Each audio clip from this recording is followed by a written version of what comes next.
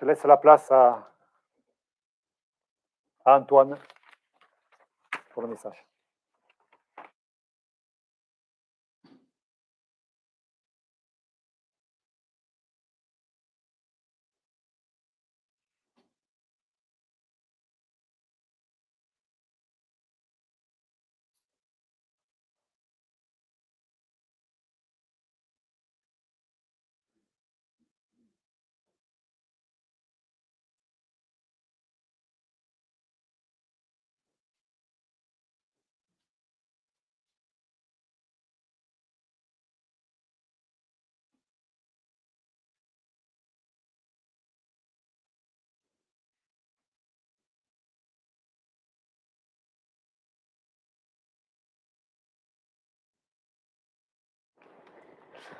Bonjour à toutes et à tous.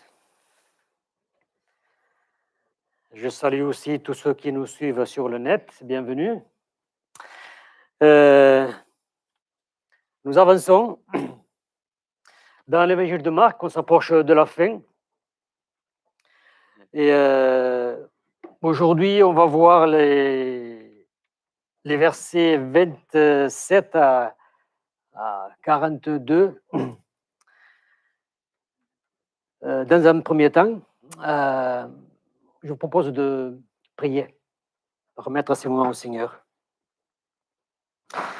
Seigneur notre Dieu, notre Père, nous voulons te remercier encore de ce moment que tu nous accordes, où nous pouvons librement nous élever vers toi pour te louer, pour te glorifier, pour reconnaître que tu es ce grand Dieu qui nous a aimés, qui nous a sauvés. On l'a entendu aussi tout à l'heure, tu nous as mis le premier, c'est pourquoi nous voulons t'aimer en retour et te le dire. Nous faisons monter vers toi, Seigneur, notre louange, notre adoration, tous ces cantiques aussi qu'on peut te chanter, afin que tu veilles sur nous, Seigneur, ce matin. Nous voulons te dédier ce moment, Seigneur. Nous te demandons de bénir cette assemblée, de bénir aussi ta parole, au nom de Jésus. Amen. Alors, on va voir cette portion de la parole en deux parties. La première partie qui concerne donc l'avertissement que Jésus va donner à Pierre concernant son reniement. Et ça sera les versets 27 à 31. Et dans un deuxième temps, une deuxième partie, qui concernera donc l'épisode au jardin de Gethsémane, les versets 32 à 42.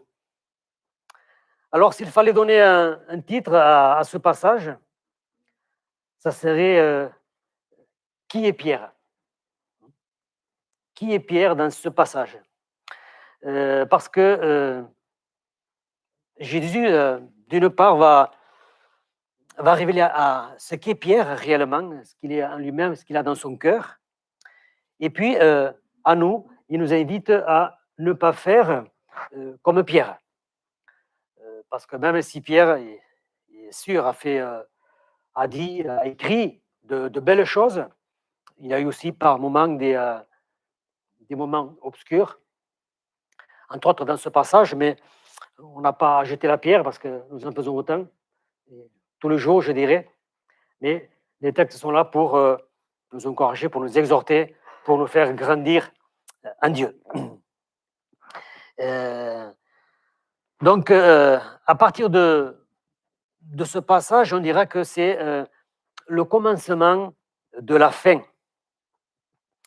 À partir de ce moment, tout va changer. L'ambiance, l'état d'esprit, le mental, le physique, on passe de la joie à la tristesse. Rappelez-vous, dans ce qui précède, la semaine dernière, on a vu, entre autres, l'institution de la scène, un moment d'union, de communion, de réjouissance. On partage un repas, c'est bien. Il nous a même dit qu'au verset 26, après avoir, ils ont mangé, et puis ils ont chanté des cantiques, ils se réjouissaient tous ensemble. Un moment de joie, de bonheur. Mais ça va changer. Jésus, par deux phrases, va plomber l'atmosphère. Et tout commence par une prophétie qui est sur le point de s'accomplir. C'est la prophétie de Zacharie 13, 7. Et que dit-elle? Elle dit que le berger sera frappé et les brebis seront dispersées. Alors, comment Jésus présente-t-il la chose? Il leur dit, vous serez tous scandalisés. Ou, suivant les traditions, il dit, je serai pour vous une occasion de chute. Ou tous, vous allez m'abandonner. Parce qu'il est écrit, je frapperai le berger et les brebis seront dispersées. Et à partir de ce moment, à partir de là, Pierre va faire du Pierre. Jésus connaît bien Pierre, il connaît parfaitement sa fougue, les éclats qu'il a par moments.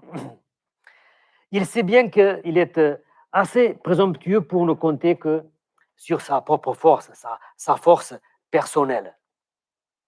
Et donc, Pierre dit au verset 29, « Quand tous seraient scandalisés, je ne serai pas scandalisé. » Mais Jésus, il ne le dit pas, mais peut-être tu le penses comme moi. Pierre, c'est la prophétie. C'est écrit. Es-tu plus fort que la prophétie? Es-tu plus grand que la prophétie? Et il lui dit au verset 30, « Je te le dis en vérité, toi, aujourd'hui, cette nuit même, avant que le coq chante 2 fois, tu me renieras 3 fois. » Mais Pierre en rajoute une couche. Il dit au verset 31, « Quand il me faudrait mourir avec toi, je ne te renierai pas. » Et ce n'est pas la première fois que Pierre s'engage dans des choses qu'il ne peut tenir. Il devrait être rodé depuis. Dans Matthieu 16, du verset 21 au verset 23, il nous est dit, « Dès lors, Jésus commença à faire connaître à ses disciples qu'il fallait qu'il allât à Jérusalem, qu'il souffrit beaucoup de la part des anciens, des principaux sacrificateurs et des scribes, qu'il fut mis à mort et qu'il ressuscita le 3e jour. » Pierre, l'ayant pris à part, se mit à le reprendre et dit, « À Dieu ne plaise, Seigneur, cela ne t'arrivera pas. » Mais Jésus, se retournant, dit à Pierre, « Arrière de moi, Satan, tu mets un scandale, car tes pensées ne sont pas les pensées de Dieu, mais celles des hommes. » Et puis, dans la même pensée, dans Marc chapitre 8, verset 33, il dit, « Tu ne connais pas les choses de Dieu, tu n'as que des pensées humaines. » Jésus relève ici qui est Pierre, sa personnalité, son cœur, ce qu'il a dans le cœur. Alors, à ce stade, Pierre n'est pas converti, Pierre n'a pas en lui l'Esprit de Dieu. Dans cet épisode raconté dans Luc, au chapitre 22, on peut lire du verset 31 au verset 32, le Seigneur dit, « Simon, Simon, Satan vous a réclamé pour vous cribler comme le froment. Mais j'ai prié pour toi afin que ta foi ne défaille pas. Et toi, quand tu seras revenu à moi, affermis tes frères. Toi, quand tu seras revenu à moi. » Alors, suivant la version, ça diffère un petit peu. Peut-être que vous avez « quand tu seras converti ». Et c'est peut-être peu juste parce que à l'origine, le terme grec qui est employé, c'est « épistréphos », qui signifie se retourner, se tourner sur soi-même, faire demi-tour. Peut-être mieux approprié. Se retourner, faire demi-tour. Et ce terme, on le retrouve dans Acte 3, 19, quand il nous est dit « Repentez-vous et convertissez-vous. » Convertissez-vous à Dieu. Faites un demi-tour sur vous-même.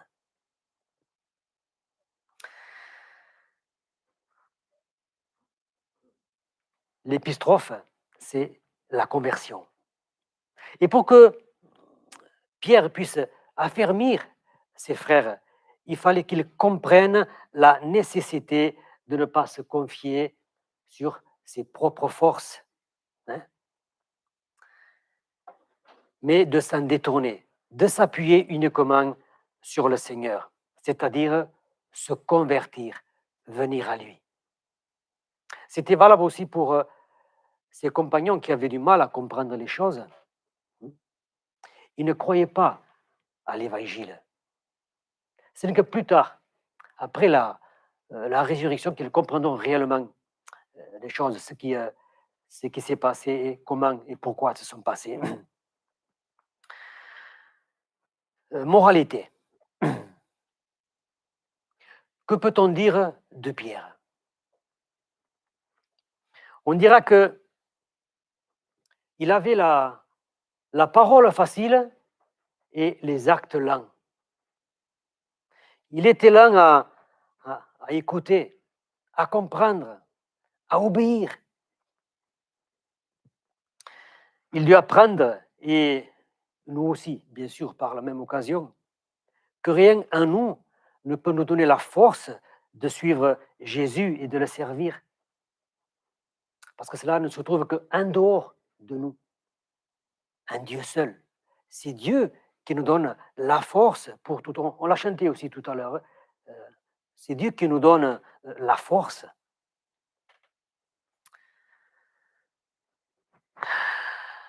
Évidemment, c'est pas simple. Non, c'est pas simple. Mais c'est ce que Dieu nous demande.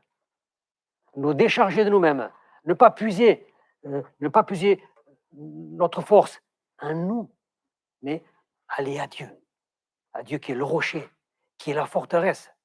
En lui, nous puisons notre force.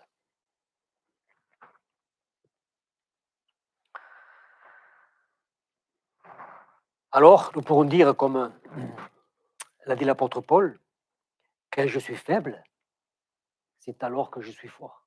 C'est ce qu'il faisait. Quand Paul se sentait faible, dans sa faiblesse, il allait à Dieu. Il allait puiser sa force en Dieu. Et Dieu le renouvelait et le portait en avant. Et comme il nous est très souvent dans les psaumes, l'Éternel est ma force. L'Éternel est le rocher, mon rocher, ma forteresse, sur qui je me confie, en qui je me confie, là où je puise ma force. C'est l'Éternel. Deuxième partie, je vous invite à lire à partir du verset 32 jusqu'au verset 42.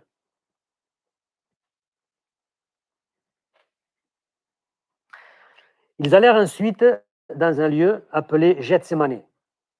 Et Jésus dit à ses disciples, « Asseyez-vous ici pendant que je prierai. » Il prit avec lui Pierre, Jacques et Jean. Il commença à éprouver de la frayeur et des angoisses. Il leur dit, « Mon âme est triste jusqu'à la mort. Restez ici et veillez. » Puis, ayant fait quelques pas en avant, il se jeta contre terre et pria que, s'il était possible, cette heure s'éloigne de lui. Il disait, « Abba, Père, toutes choses te sont possibles. Éloigne de moi cette coupe. Toutefois, non pas ce que je veux, mais ce que tu veux. » Il vint vers les disciples qu'il trouva endormis et il dit à Pierre, « Simon, tu dors? Tu n'as pu veiller une heure? Veillez et priez afin que vous ne tombiez pas en tentation. L'esprit est bien disposé, mais la chair est faible. » Il s'éloigna de nouveau et fit la même prière. Il revint et les trouva encore endormis, car leurs yeux étaient appesantis. Ils ne surent que lui répondre. Il revint pour la troisième fois et leur dit, « Dormez maintenant et reposez-vous. C'est assez. L'heure est venue. Voici, le Fils de l'homme est livré aux mains des pécheurs. Levez-vous, allons. Voici, celui qui me livre s'approche. »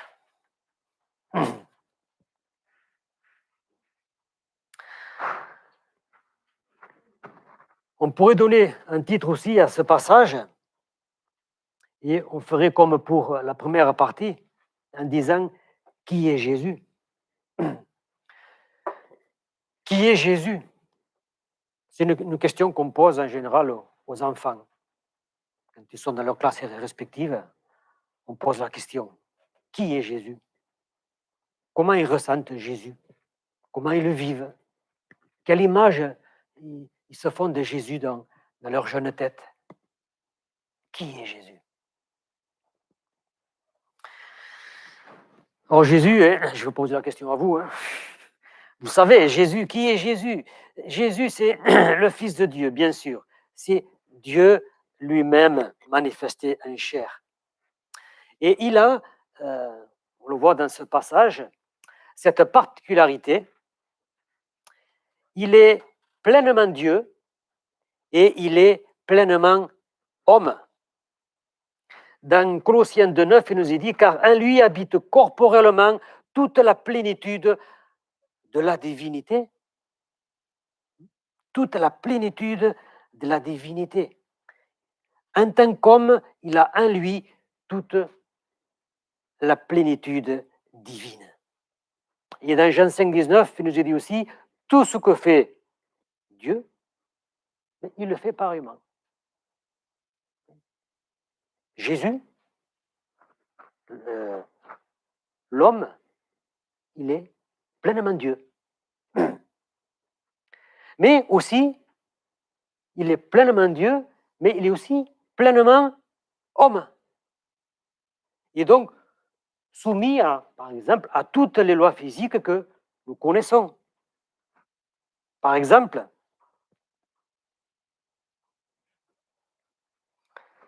s'il tombe, il se fait mal. S'il marche trop longtemps, il se fatigue. S'il fait trop chaud, il a soif. Et on pourrait multiplier les exemples pour dire que Dieu, en Jésus-Christ, est pleinement homme.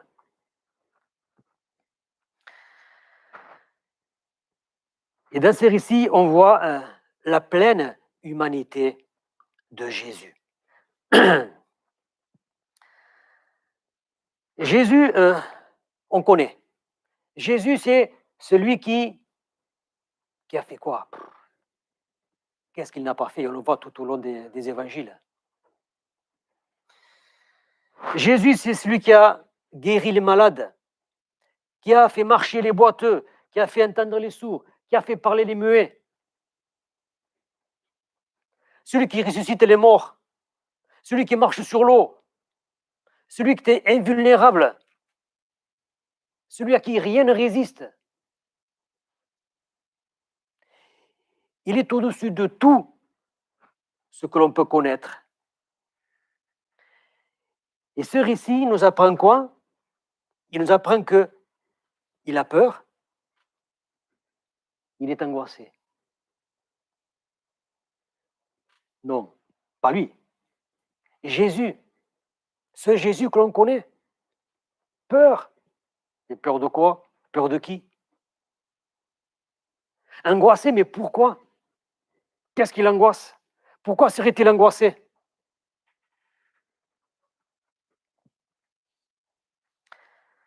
C'est la blague du dimanche, ça, non?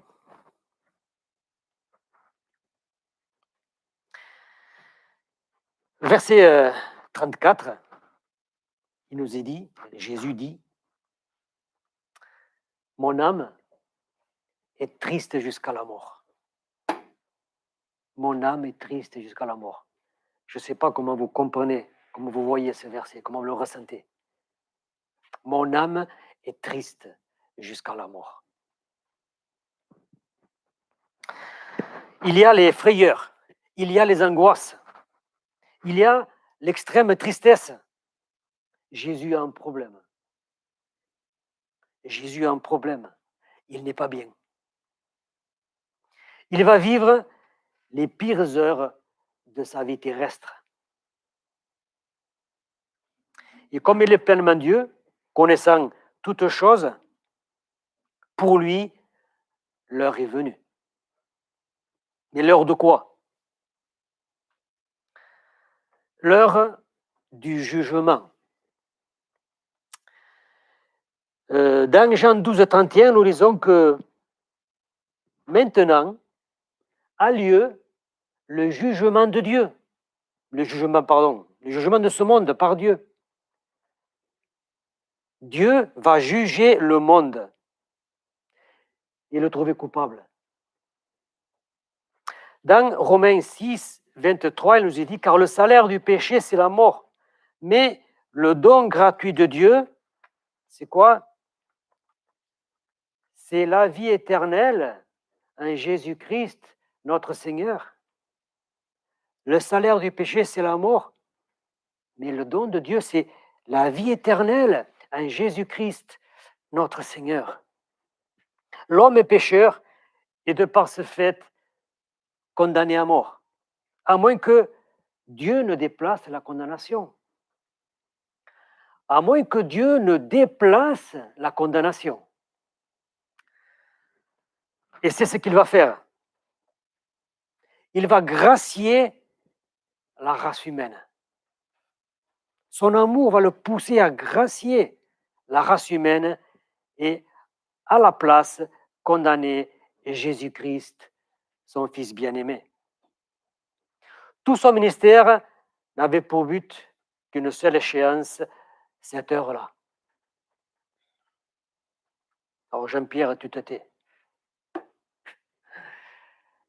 Dans la première prédication de Jésus, quel était le thème? Lorsque Jésus a prêché pour la première fois, quel était le thème de sa prédication?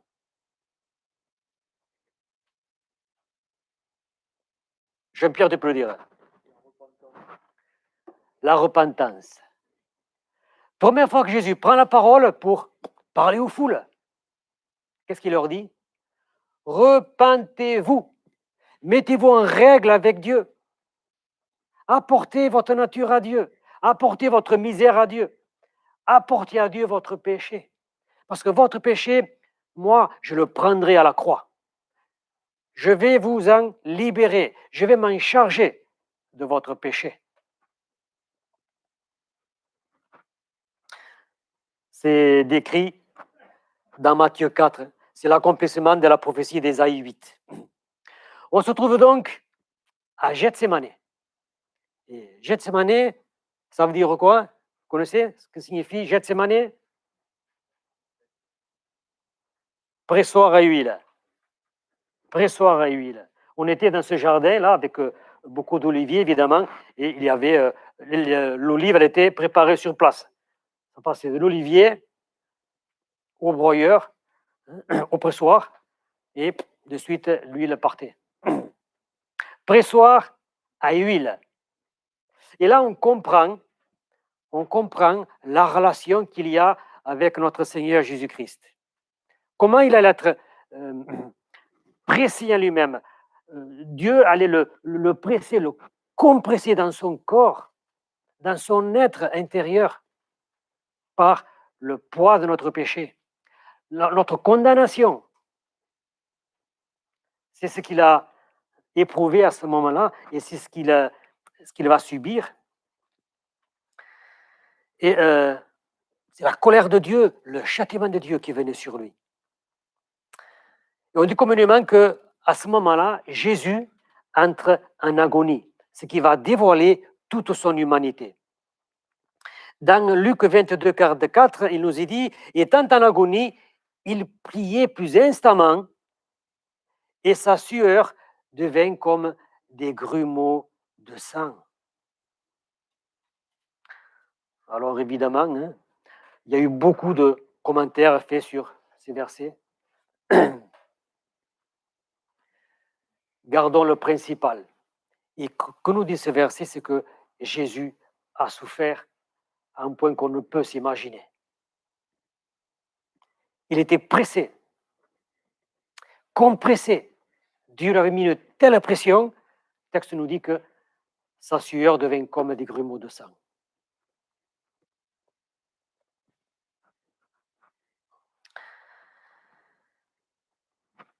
Pourtant, Ésaïe 53,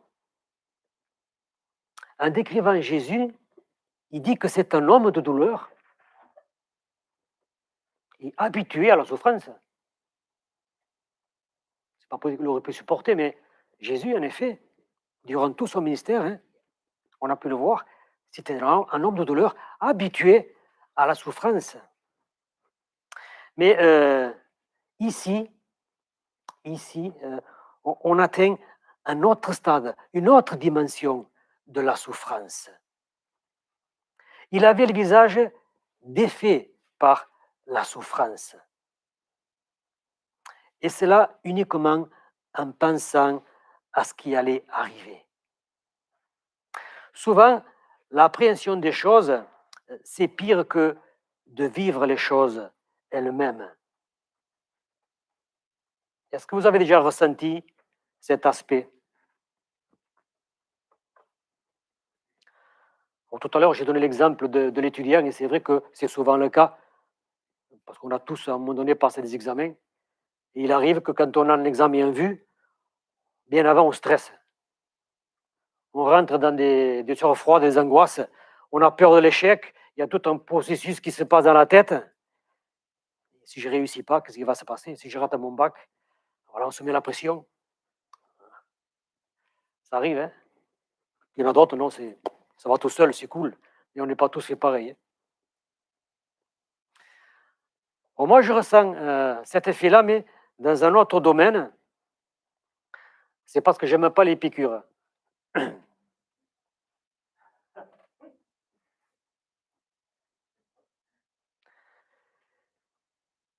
Quand il faut faire une prise de sang, c'est l'angoisse.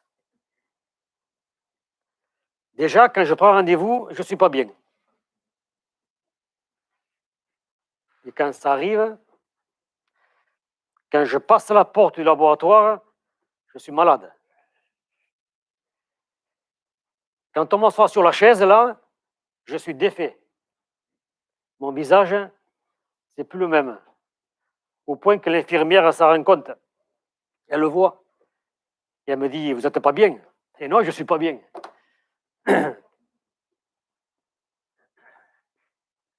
Chacun a ses expériences. D'autres seront dans un autre domaine. Mais bon, c'est comme ça. Et ce n'était qu'une prise de sang. On dira même une vulgaire prise de sang. Rien de comparable à ce que le Seigneur a supporté. Mais il l'a vécu. Il savait ce qui allait se passer. Comme il était pleinement homme, mais aussi pleinement Dieu, il savait vers où il allait. Il savait jusqu'où il allait aller. Il savait qu'au bout, il y avait la croix. Ce moment fatidique. Là où il allait porter notre péché, la condamnation de Dieu. Et puis vivre, bien sûr, la séparation d'avec Dieu. Et tout ça, comme il le voit à l'horizon, voilà, il appréhende la chose. Il est dans un état de souffrance, de stress, de douleur, de frayeur extrême.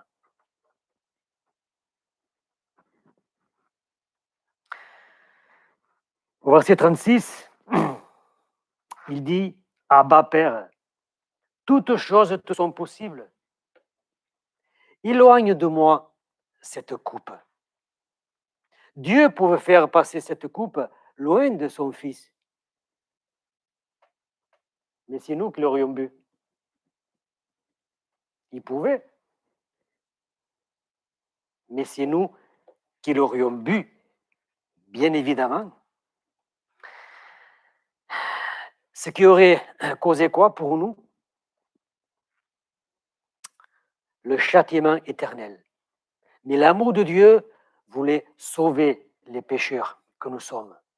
C'est pourquoi il a dû faire taire en ce moment son amour pour son Fils. Voilà. Son amour, il reste sourd à l'appel quand il dit Abba, Abba Père. Abba Père, c'était la façon de s'adresser à Dieu dans sa forme la plus fusionnelle, la plus intime.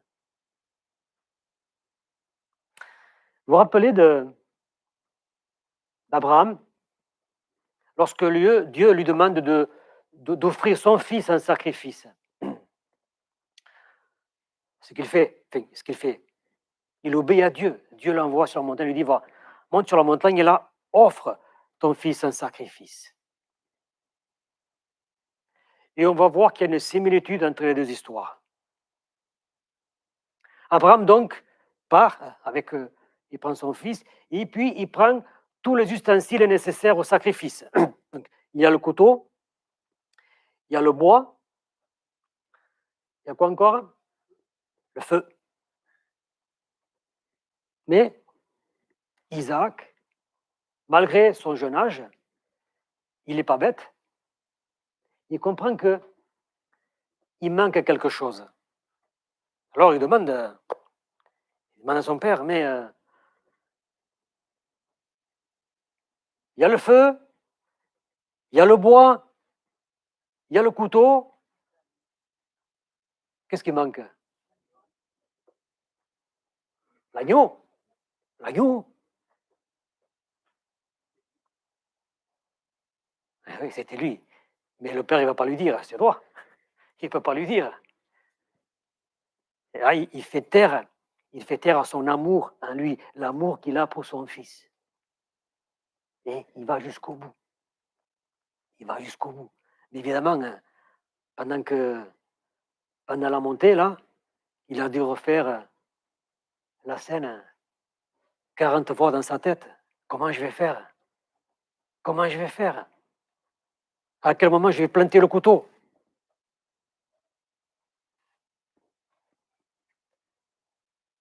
Il a dû faire taire son amour envers son fils, et c'est ce que Dieu a fait. Il a dû faire taire son amour envers ce Jésus qui crie à lui, « Abba Père, s'il est possible que cette coupe s'éloigne de moi. » Mais il ajoute, « Que ta volonté soit faite, et pas la mienne. Que ta volonté soit faite. »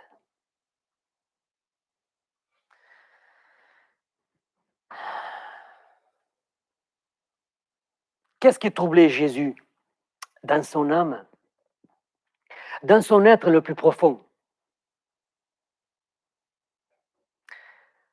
Ce n'était pas la mort de la part des hommes. C'était la mort, jugement de Dieu. Mort nécessaire pour ôter le péché afin de placer l'homme devant Dieu, lavé de toutes ses souillures.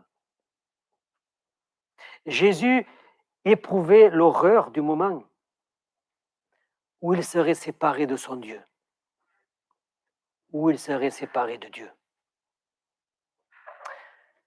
Il savait que le péché était là et qu'il allait l'expier, ce péché. Il ne pouvait désirer ce moment. Ah, chouette, je vais être crucifié. Il ne pouvait désirer ce moment.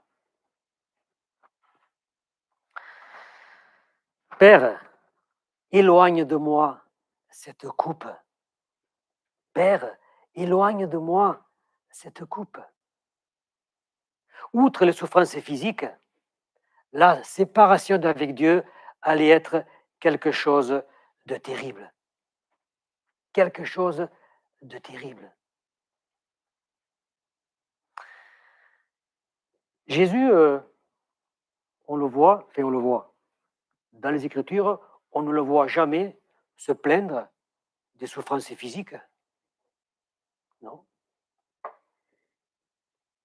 Quand il est sur la croix, on peut imaginer la souffrance. Je ne sais pas si vraiment si on peut imaginer la souffrance, mais bon, il est là cloué. Et pas à un moment, il dit descendez-moi de la croix, j'ai trop mal. J'ai mal à mes mains, j'ai mal à mes pieds, j'ai mal à la tête, descendez-moi. Non, jamais. Jésus ne s'est plaint de la souffrance physique. Par contre, qu'est-ce qu'il dit? Mon Dieu, pourquoi m'as-tu abandonné?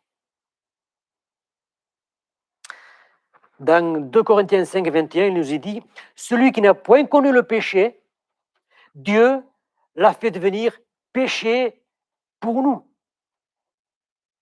Celui qui n'a point connu le péché, Dieu l'a fait devenir péché pour nous. Pas pécheur, hein? Péché. À ce moment précis, lorsque le Seigneur est sur la croix, il porte notre péché, donc Dieu l'a fait péché, pas pécheur. Jésus n'a jamais péché. Mais à ce moment-là, il est péché parce que Dieu l'a chargé de notre péché, de notre condamnation. Et comme Dieu ne peut voir le péché, qu'est-ce qu'il fait? Il se détourne. Il se détourne. Dieu ne peut voir le péché. Il est obligé de se détourner. Il est obligé de faire taire en lui l'amour qu'il a pour son Fils. Et il dit que ta volonté se fasse ou que ta volonté soit faite. Et en disant cela, il pense à Dieu, bien évidemment. Il pense à ce que il veut être cet enfant obéissant, se rendre obéissant jusqu'à la mort et même jusqu'à la mort de la croix. On lit bien sûr dans les Écritures. Mais en disant cela, il pense aussi à qui? À nous. Et oui, il pense à nous.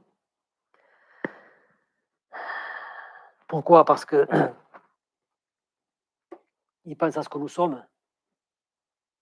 Et il a cet amour en lui.